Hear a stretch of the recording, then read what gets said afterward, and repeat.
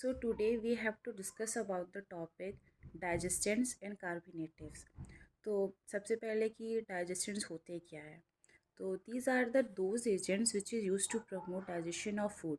मतलब आजकल जैसे कि डेली लाइफस्टाइल्स लोगों की ख़राब होती है तो उसकी वजह से उन्हें डाइजेशन में प्रॉब्लम होती है, या फिर ज़्यादा बाहर जंक फूड वगैरह खाने से डाइजेशन में प्रॉब्लम होती है, या उन्हें पहले से कोई डिज़ीज़ वगैरह होती है तो उसकी मेडिसिन्स वगैरह ऐसे लेने से उन्हें डाइजेशन में प्रॉब्लम होती है।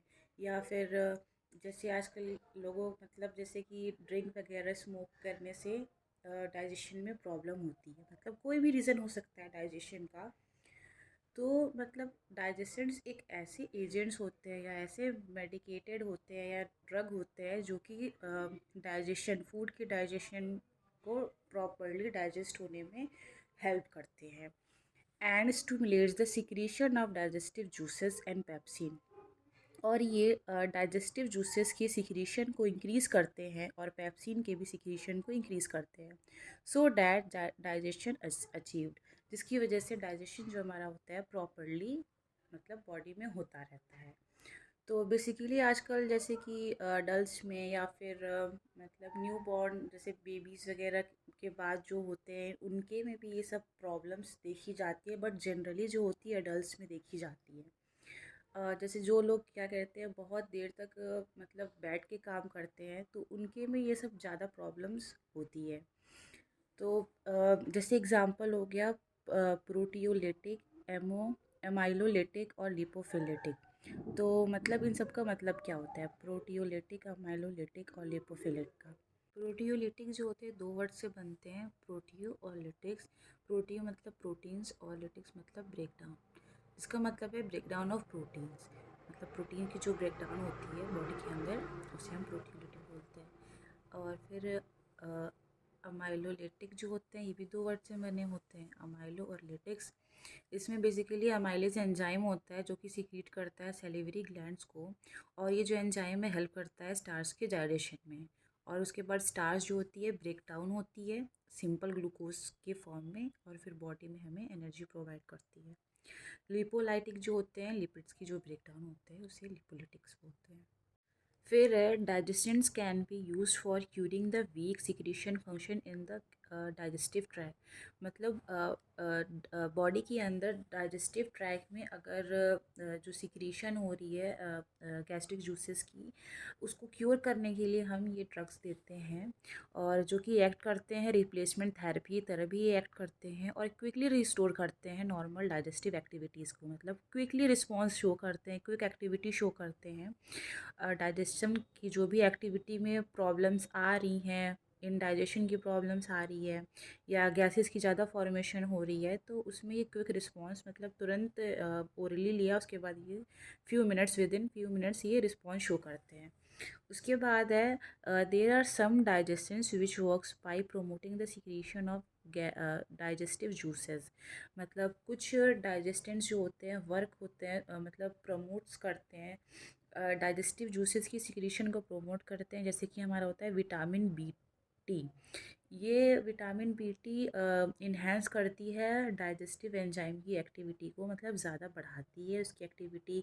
अगर कम है तो उसे ज़्यादा करेगी, और अगर ज़्यादा है तो गैस की जो प्रॉब्लम है उसे ये ठीक करेगी। क्लासिफिकेशन ऑफ डाइजेस्टेंट्स, बेसिकली ये चार सब क्लासीफाई होते हैं। पहला है पेप्सिन। तो ये क्या होता है, पेप्सिन जो होता है इसे हम HCl के साथ देते हैं। इसके एग्जांपल हैं एमिप्राजोल, इसोमेप्राजोल। और फिर सेकंड है papain. It is proteolytic enzyme obtain from raw papaya. Proteolytic enzyme वही जो मैंने बताया था अभी कि जो प्रोटीन की ब्रेकडाउन होती है वही, वो एंजाइम जो होते हैं ये रॉ पपाया से ऑब्टेन होते हैं, जैसे कार्सिका पपाया। फिर पेनक्रिएटिन। तो ये जो होता है ये पेनक्रिएटिक एंजाइम होता है जो कि हमें हॉग मतलब मेल जो पिग होते हैं उससे और पिग के पेनक्रियास से मिलते हैं। इसके एग्जांपल हैं अमाइलेज, ट्रिप्सिन और लाइपेज। फिर आता है डाइटेज एंड टकाडाइटेज। तो ये अमाइलोलिटिक एंजाइम है जो कि ऑब्टेन होती है फंगस एस्परगस ऑरिजेल से। Utilisation of digestants. तो यूटिलाइजेशन जो होते हैं डाइजेशन के used only when enzyme is deficient in GIT, मतलब जब एंजाइम की डिफिशियंसी होती है जीआईटी में तब हम डाइजेस्टेंट्स देते हैं। उसके बाद डिस्कम्फर्ट जब होती है डाइजेशन में प्रॉब्लम होती है तब हम देते हैं। और गैस की जब ज़्यादा फॉर्मेशन हो जाती है बॉडी के अंदर, ज़्यादा सिक्रीशन होती है गैस की, गैस्ट्रिक जूसेस की, तब हम डाइजेस्टेंट्स प्रोवाइड करते हैं। अब हम बात करते हैं कार्बोनेटिव्स के बारे में।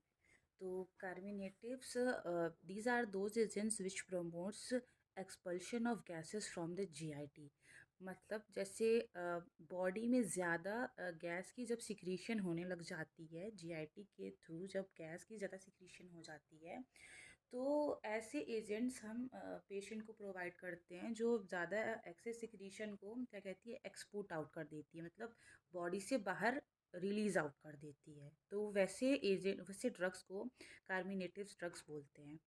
And gives a feeling of warm and comfort in epigastrium.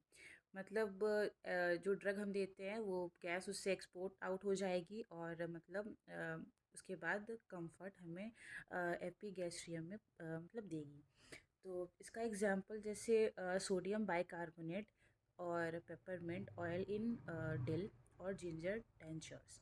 तो इसकी जो कंसंट्रेशन होती है सोडियम बाइकार्बोनेट की वो होती है 0.6 टू 1.5 ml के बीच में, और पेपरमिंट की जो होती है 0.06 से लेके 0.1 ml के बीच में होती है, और ऑयल बाय डिल 0.06 से 0.2 ml, और जिंजर टेंचर्स की जो होती है 0.06 से 0.1 ml।